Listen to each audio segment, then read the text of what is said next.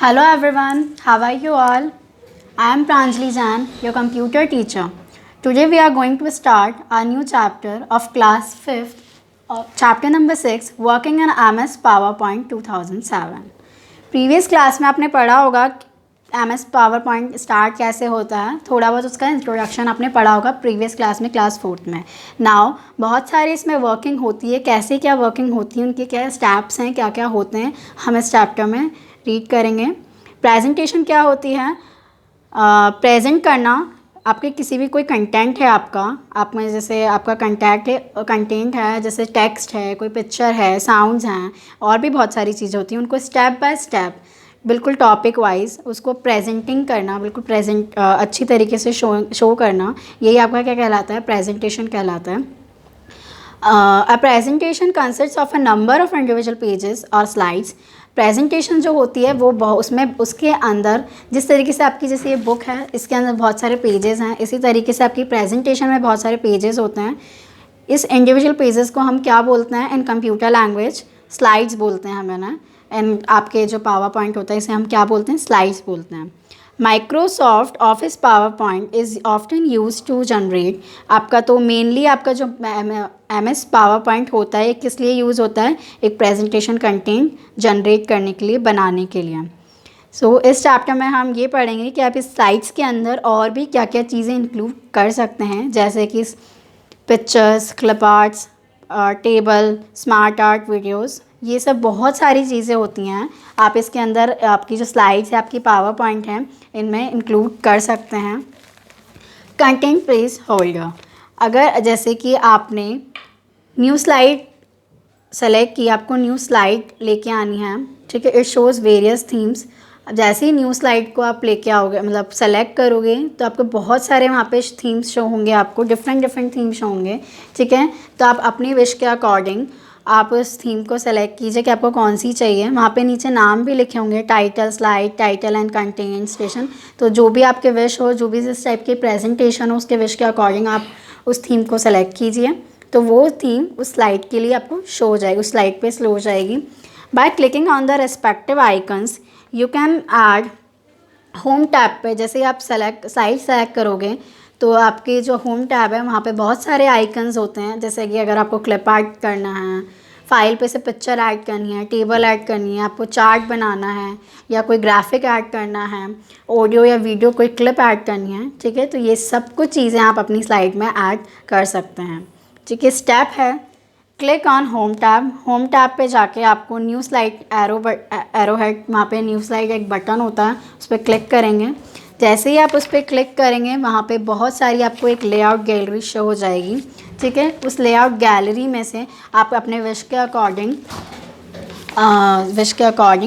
Select कर लीजिए. जैसे मैंने सेलेक्ट किया उसमें से टाइटल एंड कंटेंट लेआउट. तो जैसे ही मैं उसको टाइटल एंड उसको क्लिक करूँगी, इस तरीके का पूरा शो होगा. इसमें 3-4 बहुत सारी चीज़ें शो होगी.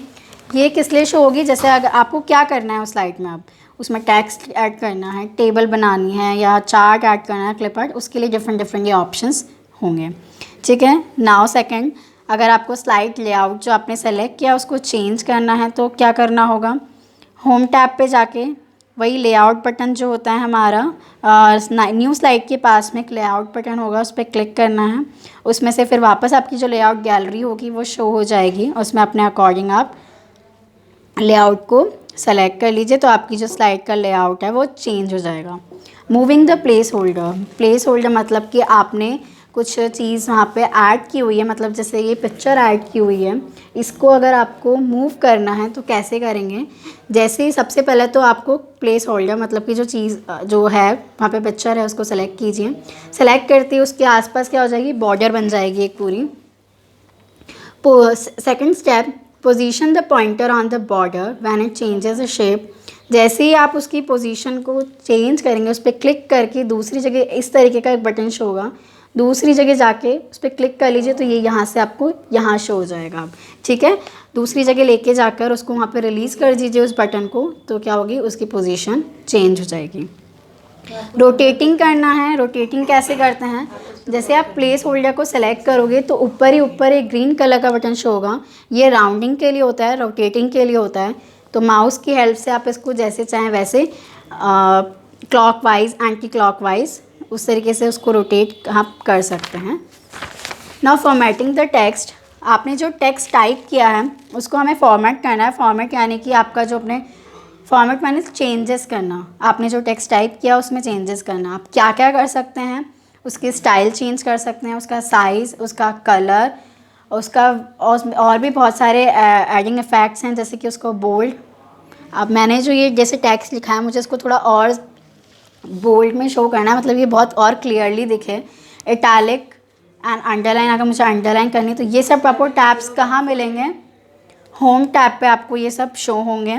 ठीक है, सबसे पहले तो अगर ये चेंज करना है तो कैसे करेंगे, आपके टेक्स्ट को सेलेक्ट कीजिए, फिर आप होम टैब पे जाइए। होम टैब पे आपको बहुत सारे बटन्स दिखेंगे। ठीक है, फ़ॉन्ट ग्रुप में जैसे कि बोल्ड है, इटैलिक है, अंडरलाइन है, फ़ॉन्ट है, फ़ॉन्ट साइज़ है। अपने अकॉर्डिंग आपको जैसे जो चेंजेस करने हैं उसको सेलेक्ट कीजिए। जैसे जैसे आप सेलेक्ट करते जाएंगे तो आपके जो टेक्स्ट में वो चेंजेस होते जाएंगे।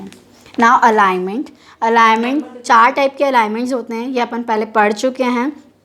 तो आपको आपका जो टेक्स्ट है उसको अगर उसके अलाइनमेंट चेंजेस करने हैं तो कैसे करेंगे, पैराग्राफ को सेलेक्ट कीजिए, जो भी टेक्स्ट है आप उसको सेलेक्ट कीजिए, होम टैब पे जाइए, वहाँ पे वही 4 बटन दे रखे होंगे आपके अलाइनमेंट के, लेफ़्ट, राइट, सेंटर। ठीक है, जस्टिफाई, इन चारों में से अपने अकॉर्डिंग उसको चेंज कीजिए, आपकी अलाइनमेंट चेंज हो जाएगी। Using the SmartArt graphic which help to change your bulleted points into graphics. मतलब हमने जो जिस तरीके से ये बुलेटेड पॉइंट्स हैं, इन बुलेटेड पॉइंट्स को ग्राफिक में चेंज करना, ग्राफिक यानी छोटी सी पिक्चर्स वगैरह में चेंज करना, उसको और ज़्यादा आपका जो टेक्स्ट है, आपने जो इन्फॉर्मेशन टाइप की है उसको विजुअल रिप्रेजेंटेशन देना आपका, यही हमारा स्मार्ट आर्ट ग्राफिक कहलाता है। राइट क्लिक, इसके क्या स्टेप्स हैं, right click on the bulleted text place holder, मतलब आपने जो बुलेटेड, जैसे कि मैंने ये बुलेट में लिखा हुआ है, ठीक है, इसको मैं सिलेक्ट करूँगी, अब पॉपअप मेन्यू अपीयर, इसके बाद एक राइट क्लिक करती है क्या होगा, एक पॉपअप मेन्यू अपीयर होगा। वहाँ पे आपको क्या सेलेक्ट करना है, convert to SmartArt option. जैसे ही आप स्मार्ट आर्ट ऑप्शन को क्लिक करेंगे वहाँ पे एक और सब मेन्यू अपीयर होगा, एक आपकी स्मार्ट आर्ट की गैलरी खुल जाएगी, वहाँ पे ओपन हो जाएगी इस तरीके से। ठीक है, तो आपको अपना जो टेक्स्ट है वो किस अकॉर्डिंग शो करना है, आपको क्या विश है उसको किस तरीके से शो करना है, कोई भी एक गैलरी को आप कोई भी एक स्टाइल को सेलेक्ट कर दीजिए तो आपका बुलेटेड टेक्स्ट उस स्मार्ट आर्ट ग्राफिक्स में चेंज हो जाएगा। जैसे कि इसमें एग्जांपल दे रखा है, ये इस तरीके से शो हो रहा था बुलेट में, हमने एक स्मार्ट आर्ट ऑप्शन में से एक सेलेक्ट किया एक स्टाइल, तो ये इस तरीके से चेंज हो गया। ठीक है, तो ये आपको थोड़ा सा डिफरेंट और थोड़ा सा अट्रैक्टिव शो होने लगा। अगर हमें लेआउट चेंज करना है, आपका जो स्मार्ट आर्ट जो हमने जो सेलेक्ट किया है इसके अलावा कोई और चेंज करने हैं हमें, तो कैसे करेंगे, यू कैन चेंज इस layout and colours which are available. हम उसका कलर भी चेंज कर सकते हैं, हम उसका स्टाइल भी वापस चेंज कर सकते हैं। कलर कैसे चेंज होगा, हमें जो स्मार्ट आर्ट ग्राफिक है उसको सेलेक्ट कीजिए, उसके बाद क्लिक ऑन चेंज कलर्स, वहाँ पे ऑप्शन आएगा चेंज कलर का।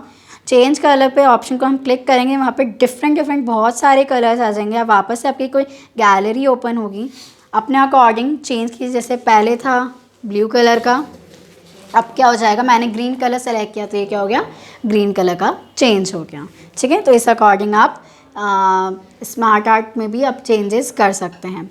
Changing the smart art layout जो है हम उसको भी चेंज कर सकते हैं। जैसे कि ये लेआउट इस तरीके का था, अब मुझे कोई डिफरेंट लेआउट चाहिए तो मैं उसको भी चेंज कर सकती हूँ।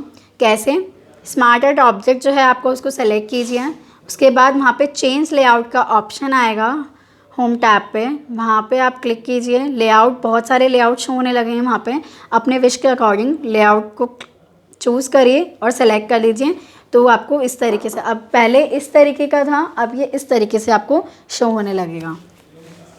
Selecting the smart art style, select कैसे करते हैं हम, select the smart art object, आपका जो स्मार्ट आर्ट ऑब्जेक्ट है आप उसको सेलेक्ट कीजिए, उसके बाद click on smart art style, वहाँ पे एक ऑप्शन आएगा smart art style, click on this style of your choice, वहाँ पे गैलरी ओपन होगी, आपको अपने अकॉर्डिंग जो भी आपको जिस लेआउट स्टाइल चाहिए उस अकॉर्डिंग, जैसे कि यहाँ पे डिफरेंट गैलरी देखो, आपको डिफरेंट डिफरेंट गैलरी शो हो गई, बहुत सारे ऑप्शंस हैं, आपको जो पे विश हो आप उसके अकॉर्डिंग वहाँ पे उसको सेलेक्ट कर दी, तो ये आपकी जो स्मार्ट आर्ट ऑब्जेक्ट है उस पर अप्लाई हो जाएगा।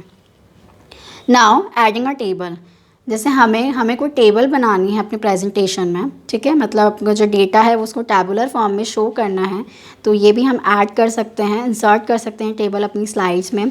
डिफरेंट डिफरेंट सेल्स क्या होते हैं, मतलब आपने जो टेबल बनाई है,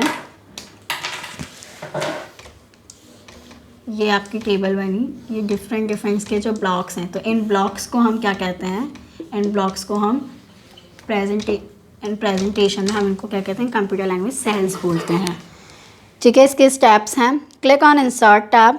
इंसर्ट टैब आपका होम टैब के जस्ट पास में इंसर्ट टैब होगा। इंसर्ट टैब पे क्लिक करने पर और relevant option will appear on the ribbon, वहाँ पे बहुत सारे ऑप्शंस आपको शो होंगे। सबसे पहला वहाँ पे टेबल का बटन होगा, उस टेबल को क्लिक करिए। आप या तो ड्रॉ भी कर सकते हैं अपने अकॉर्डिंग, या अपने अकॉर्डिंग इंसर्ट भी कर सकते हैं। Step 3, move the pointer to select the number of rows and columns that you want and then click।